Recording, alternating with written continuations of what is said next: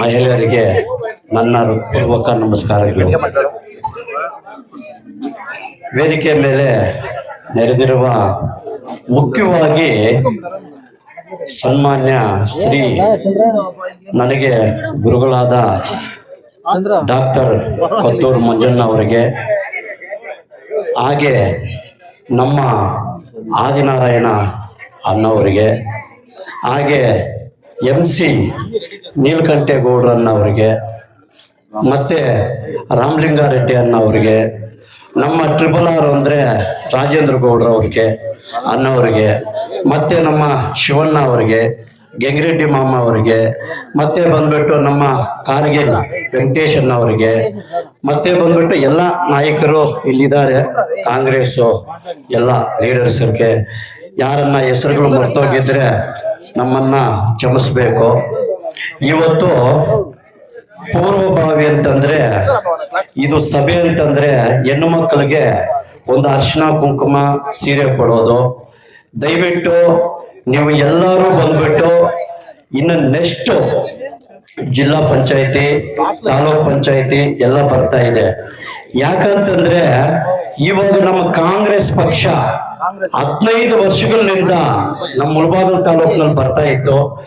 ಈ ಬಾರಿ ಹೇಳ್ಬೇಕು ಅಂತ ಹೇಳಿದ್ರೆ, ಇವಾಗ ಆದಿನಾರಾಯಣ ಅವರು 100% ಈ ಬಾರಿ ಗೆಲ್ಲಬೇಕಾಗಿತ್ತು. ಆದರೆ ಕೆಲವರು ಆಪೋಸಿಷನ್ ಅವರು ಹೇಳೋದ್ರಿಂದ ನೀವು ಎಲ್ಲ ಬಂದು ಏನೋ ತಪ್ಪು ಮಾಡಿರ್ತೀರಾ, ಅದು ಪಕ್ಕದಲ್ಲಿ ಬಿಡಿ. ಈ ಬಾರಿ ದಯವಿಟ್ಟು ನೀವೆಲ್ಲ ಬಂದು ಜಿಲ್ಲಾ ಪಂಚಾಯತಿ, ತಾಲೂಕ್ ಪಂಚಾಯತಿ ಬರ್ತಾ ಇದೆ, ದಯವಿಟ್ಟು ನೀವೆಲ್ಲ ಬಂದು ಸ್ವಲ್ಪ ಅಡಿಕ್ಟ್ ಆಗಿ ಸ್ವಲ್ಪ ನೀವೆಲ್ಲ ನೋಡ್ಕೊಂಡು ನೀವೆಲ್ಲ ದಯವಿಟ್ಟು ನಮ್ಮ ಕಾಂಗ್ರೆಸ್ ಪಕ್ಷನ 6 ಪಂಚಾಯತ್ 6 ಹೋಬಳಿ ಇದೆ, 6 ಹೋಬಳಿ ಇದೆ. 6 ಹೋಬಳಿನಲ್ಲಿ ಎಲ್ಲರೂ ಬಂದ್ಬಿಟ್ಟು ಜಿಲ್ಲಾ ಪಂಚಾಯತಿನಲ್ಲಿ ಎಲ್ಲ ಬಂದ್ಬಿಟ್ಟು ನಮ್ಮ ಕಾಂಗ್ರೆಸ್ ಪಕ್ಷ ಕೈ ಬಲಿಸ್ಬೇಕು.